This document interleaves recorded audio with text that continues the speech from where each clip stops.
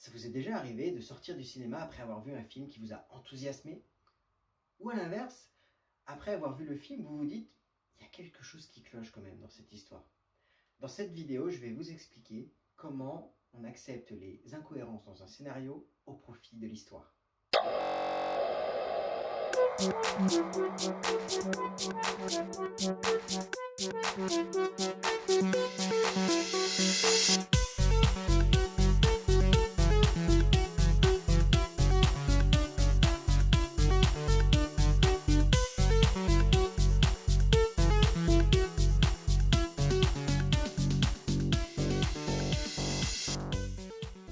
Bonjour les amis, je suis ravi de vous retrouver sur cette vidéo. Alors je sais, c'est vrai que ça faisait un moment que je n'avais pas fait de vidéo, mais je vais vous expliquer bientôt pourquoi, et bien sûr, comment je compte m'y prendre pour les prochaines. En attendant, si vous n'êtes pas abonné, abonnez-vous, et puis aimez ou n'aimez pas cette vidéo, comme vous en avez envie, dans les deux cas, ça me plaît. Alors, avant d'aller plus loin, parce qu'aujourd'hui je vais vous parler d'Avengers 4. Mais cette vidéo va comporter ce qu'on appelle des spoilers. Donc, si vous n'avez pas vu le film, je vous conseille de cliquer sur « Regardez plus tard cette vidéo » et de revenir une fois que vous aurez vu le film. Et honnêtement, ce film, il est énormissime. Sauf que quand je suis sorti de cette séance au cinéma, en avant-première, j'ai eu énormément de chance de pouvoir le voir comme cela, je me suis dit « Waouh, c'est génial! Il est génial !» Mais il y a un truc qui m'a gêné en vrai. Parce qu'il y a une incohérence dans le scénario. Et cette incohérence, je vais vous en parler un peu plus tard dans cette vidéo, elle ne dure vraiment que 2 minutes. Sauf que ces 2 minutes font qu'en fait, tout le scénario est incohérent. Alors, pourquoi on aime autant ce film? Je vous explique pourquoi. En réalité, vous avez deux façons d'aller voir le film. Première façon, avec un intérêt émotionnel. C'est-à-dire votre cerveau émotionnel qui va être là et regarder le film et prendre beaucoup d'émotions. D'un autre côté, vous pouvez aussi aller voir ce film, mais avec plus une intelligence rationnelle. Essayer de comprendre les pourquoi, etc. Et quand vous commencez à être dans ce schéma-là, vous allez voir que là, vous allez avoir des incohérences. Et malheureusement, ça peut vous gâcher aussi le plaisir à regarder ce film. Alors, chacun choisit ce qu'il a envie.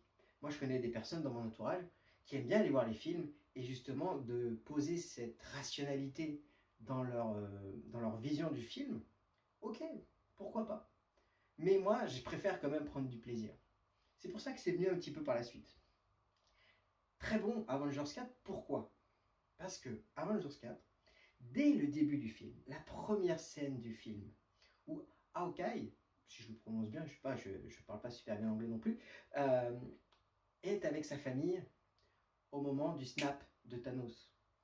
Et là, il voit sa famille disparaître. Et ça, en termes de poussée émotionnelle, en début de film, c'est génial. Même si c'est horrible, mais c'est génialissime parce qu'en faisant ça, on rentre tout de suite dans un état émotionnel fort qui va faire qu'on va pouvoir oublier toutes les incohérences qui vont venir par la suite. Donc, très très bonne entrée en matière du film. Comment ça fonctionne en vrai? Un réalisateur, ce qu'il va faire, c'est qu'il va jouer sur vos représentations mentales.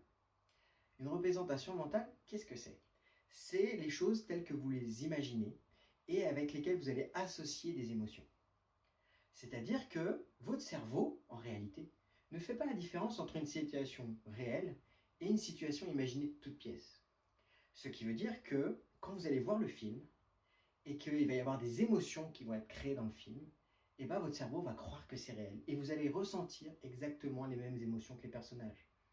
Et après, le job du réalisateur, c'est de vous faire passer dans une personne, dans une autre personne, savoir ce qu'elle va ressentir.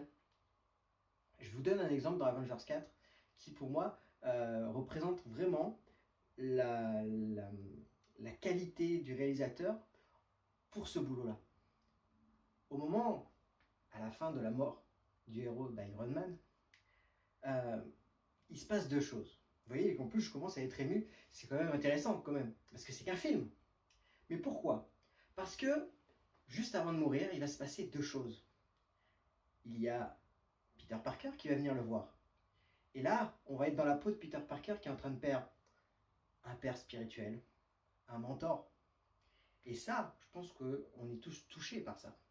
Et puis après, ça va être la compagne d'Iron Man qui va venir et qui va aussi éprouver ce sentiment de perte.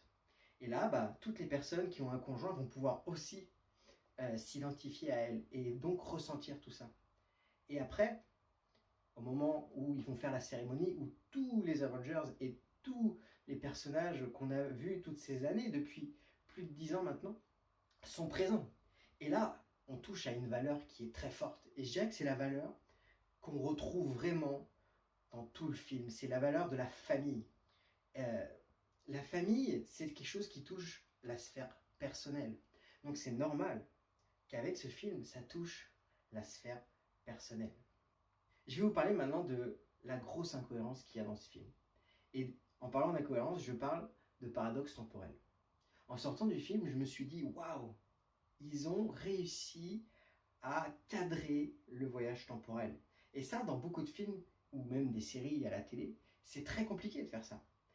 Et même d'ailleurs dans la série Marvel Agents of S.H.I.E.L.D., c'était aussi un petit peu ambigu, la façon dont ils vont dans le futur et puis qu'ils puissent ensuite revenir. Alors, qu'est-ce qui se passe dans Avengers 4 ? Ils remontent dans le passé pour récupérer les pierres d'infinité qui sont détruites dans leur présent. Donc, ils expliquent bien que leur présent deviendra leur passé une fois qu'ils seront dans le passé. Et qu'après, ils reviennent dedans. Ok, pas de problème. Jusque-là, ça va. Après, on leur dit, il faut ramener les pierres, une fois s'en être servi, dans le passé pour garder la continuité dans le temps. Ok. Sauf que elle va quand même être assez ébranlée, la continuité du temps, vu que, Loki va s'échapper. Ça, c'était peut-être pas prévu, mais c'est peut-être parce qu'ils veulent faire revenir Loki dans un prochain film, parce que c'est quand même un personnage qu'on aime beaucoup. Première chose. Deuxième chose, Thanos vient du passé dans leur présent à eux. Donc logiquement, dans cette chronologie-là, Thanos n'est plus là. Et donc, les événements d'Avengers 3 n'arrivent pas. Mais il n'y a aucune incidence sur ce présent-là. Ok, c'est tout à fait logique par rapport au cadre qu'ils ont posé. Par contre, comment ça se fait que Captain America, après être retourné dans le passé pour déposer le marteau de Thor et remettre les pierres d'infinité à leur place, comment se fait-il qu'il le voit plus vieux? Ça veut dire que finalement, c'est la même ligne temporelle dans ce cas-là. Mais si c'est la même ligne temporelle, ça veut dire que les événements d'Avengers 3 ne sont jamais arrivés, vu que Thanos est parti dans le futur. Vous comprenez un petit peu où je veux en venir? Et voilà, ça c'est une grosse incohérence. Sauf que le résultat final est énorme, parce que on voit la transmission de Captain America. On voit Captain America vivre sa vie avec l'agent Carter. Et ça, on aime ça. Et ça répond à une autre valeur supplémentaire qui est le couple aussi, qui est vraiment très important. Et donc, au profit de ces valeurs, de ces émotions, ok, il y a une incertitude. Et alors, c'est quand même fun. Si comme moi, les paradoxes temporels, ça vous intéresse énormément, je vous conseille un film qui traite ce sujet de façon remarquable. C'est l'œuf ou la poule, quoi. Et ce film s'appelle Prédestination avec Ethan Hawke. Franchement, ce film, c'est à se tirer les cheveux tellement c'est hallucinant le paradoxe temporel qui est à l'intérieur. Et je trouve ça énormissime. Je vous remercie de m'avoir écouté. Juste un petit truc que je voudrais partager avec vous parce que je me pose des questions mais j'aimerais bien avoir votre avis là-dessus. La scène post-générique. Vous savez que dans tous les films Marvel, à la fin du générique, il y a une petite vidéo. Et là, on a eu une grosse frustration dans la salle de rien avoir. Sauf que, je ne sais pas si vous avez remarqué, mais on entend le bruit d'une forge, de quelqu'un en train de taper sur du métal. Qu'est-ce que c'est à votre avis? N'hésitez pas à mettre des commentaires sous cette vidéo avec vos idées de ce que ça pourrait être. On pourrait vraiment voir des très très bonnes idées. Je vous remercie de m'avoir écouté. Abonnez-vous si ce n'est pas le cas. Et puis en attendant, je vous souhaite une réussite logique.